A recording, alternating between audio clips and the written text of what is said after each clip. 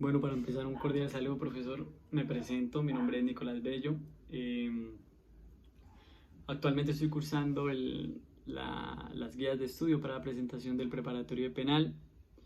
A continuación daré mi ponencia, mi presentación sobre los temas tratados estas últimas 2 semanas, sobre el proyecto de ley que busca la derogatoria tácita de unos injustos, los cuales fueron objeto de estudio o que fueron objeto de estudio para nosotros, el de injuria, calumnia e incesto. Pues las consecuencias que acarrearía que se despenalizaran estos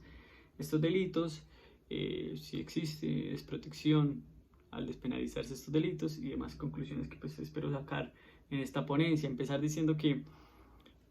el proyecto de ley nos dejó claro que una de las mayores dificultades con las que se enfrenta la jurisdicción penal es la saturación en su sistema carcelario, el desgaste de recursos humanos pecuniarios,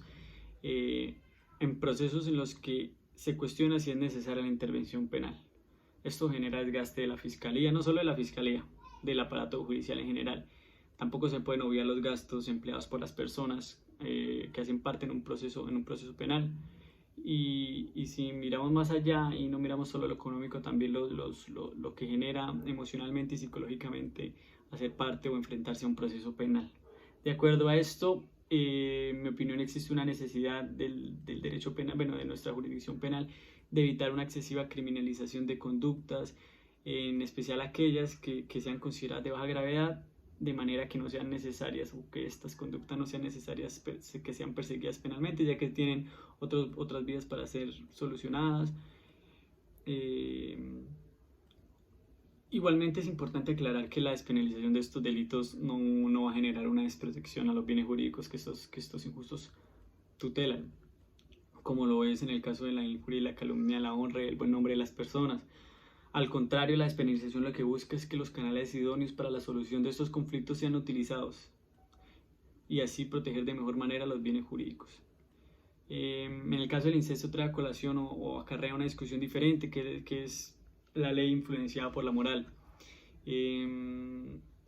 este sentido, el incesto es una conducta que no goza de aceptación social, ya lo sabemos, y genera consecuencias jurídicas. Esto a mi parecer está en contrario al principio de ultima ratio del derecho penal, ya que no rinde utilidad social y no cumple con ninguna finalidad más allá de un intento del Estado de desincentivar esta práctica, esta conducta en la sociedad colombiana. Así las cosas, en mi opinión es necesario que los fiscales destinen y centren sus recursos de investigación a los delitos que ataquen los bienes jurídicos más importantes. No solo más importantes, sino más importantes para la realidad social del país, y que las conductas menos graves o que tengan una vía idónea o una vía de solución más eficiente dejen de saturar al ente acusador y a la jurisdicción en general. En ese orden de ideas, pues mi problema jurídico se centró en qué pasa entonces si se despenalizan estos delitos. ¿Qué pasa? Hay una desprotección, entonces me basé en esto o quise seguir este camino, y mi problema jurídico es: ¿constituye la despenalización de los delitos de injuria, calumnia e incesto una desprotección por parte de la ley a los bienes jurídicos de la familia, la honra y el honor? Más o menos he dado pistas de por dónde me iré, y la respuesta es no. Los delitos de injuria y calumnia se dirimen de forma más rápida por vías diferentes a la penal, como les el caso de la jurisdicción civil. Quienes están más avanzados o son expertos incluso en la tasación de daño y reparación civil, o la acción de tutela, la cual, a diferencia del proceso penal, asegura la protección y reparación del bien jurídico de manera más eficiente. Son 10 días para responder una tutela. En ese orden de ideas, la despenalización de estos delitos no generará una desprotección, sino que busca dar resultados antes y proteger de menor manera los bienes jurídicos. En el caso del incesto, es claro que la familia en sí misma es un bien jurídico que merece protección constitucional. Sin embargo, lo que protege, o en mi opinión lo que protege el incesto, es la idea de la familia adecuada al precepto de moralidad pública, que esto puede ser fuente de restricciones al derecho a la libertad. Por lo que realmente se está teniendo en cuenta es una idea moral de lo que es la familia basada en la cultura y valores religiosos. No se tiene en cuenta no se ha tenido en cuenta por parte del legislador que se trata de una conducta adulta, privada y autónoma, que se penalice esta conducta que es una aberración social o que va en contravía de los valores sociales de la familia, mantiene un derecho penal arcaico, en donde lo que se considera rechazado socialmente es delito y es deber, o si que nuestro sistema penal es dinámico y hemos visto que se adapta, que sacan nuevos tipos penales para proteger nuevas conductas que se ajusten a la realidad social, que está pasando lo de los delitos con ácido que pasó hace poco. Si vemos que nuestro sistema penal es dinámico, debe adaptarse a estas realidades sociales y a la necesidad de ligar el derecho penal de la moralidad pública. Han habido pronunciamientos de la Corte Constitucional, sobre todo en la injuria y la calumnia, como es el caso donde yo vi más argumentos, es en la sentencia C442 de 2011, en donde en esta se insiste que estas normas tienden a ser vagas, ambiguas, amplias, y por su simple existencia influyen en una misión de información u opiniones por miedos a ser sancionados, por lo que estaría restringiendo la libertad de expresión.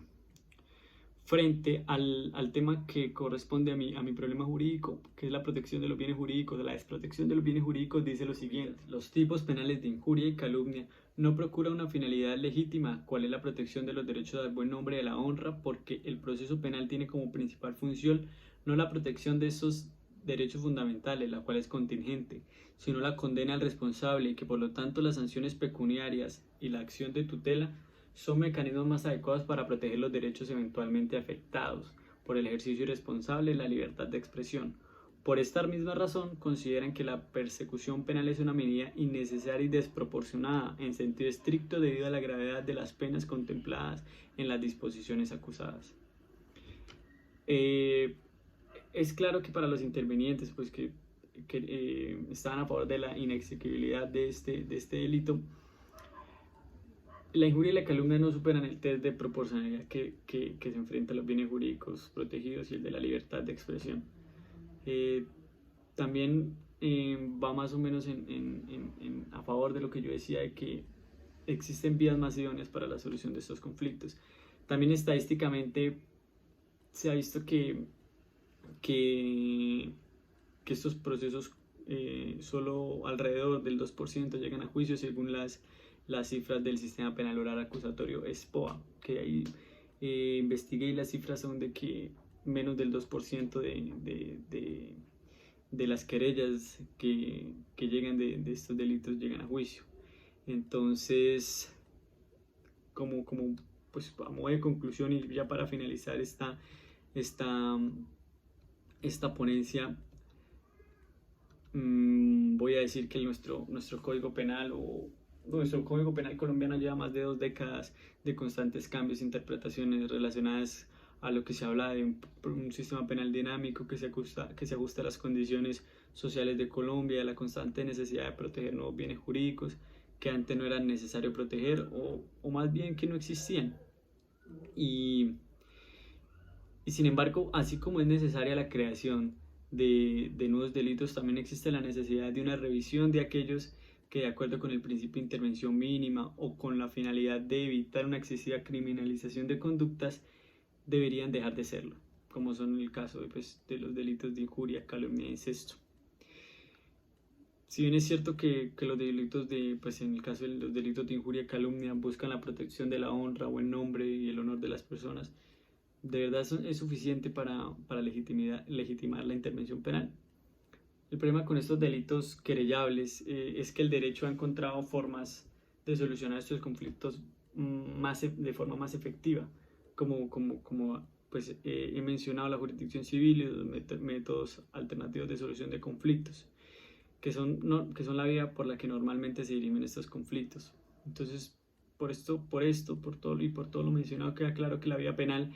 y la amenaza de una sanción no es el camino idóneo para brindar tutela y reparación a la víctima. En el caso del incesto es más interesante porque vimos que se considera que protege el bien jurídico de la familia, por evitar que se realicen actos que generen rechazo social. No es un delito que a mi forma de ver cumpla alguna finalidad. El derecho y la moral no deben ir juntos, o en la mayoría de casos no deben ir juntos, ya que esto solo genera que se protejan normas religiosas, culturales, que deberían ser irrelevantes o en gran medida deberían ser irrelevantes para el derecho penal. Adicional a esto, la privación de 2 o más miembros de una familia es mucho más lesiva al bien jurídico a que se realice este acto sexual o esta conducta sexual voluntaria. Para finalizar, es importante mencionar lo que significaría para una saturada administración de justicia que se deroguen estos delitos. Evitaría el desgaste de recursos humanos, pecuniarios, y los fiscales destinarían estos recursos a la investigación a los delitos que ataquen los bienes jurídicos más importantes de la ley penal. Entonces sería un gran avance, una ventaja, una